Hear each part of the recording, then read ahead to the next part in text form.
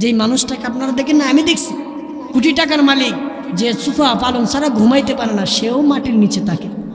দেখেন আব্বা, আমি কত মানুষ দেখেছি, হ্যাঁ আমাদের এলাকা, যে সোফা পালং ছাড়া ঘুমাইছেন, আজকে মানুষটা একা, শুধুমাত্র একটা পাতলা কাপড় পরে মাটির নিচে শুয়ে আছে।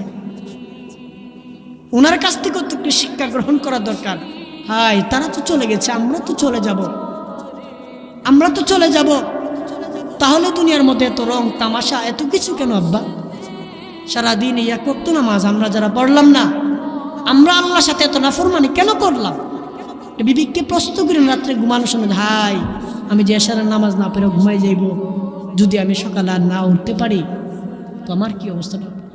যুবক, তোমরা যারা সারা রাত্র নর্তকী দেখে দেখে ঘুমাইতেছ, শরীর নাপাক করতেছ, তোমরা কি চিন্তা করো না, হায় আমি যদি সকালে মারা যাই, আমার চোখ যদি আর না মেলতে পারি, আমার চোখ যদি আর না মেলতে পারি, তখন আমার অবস্থাটা কেমন হবে?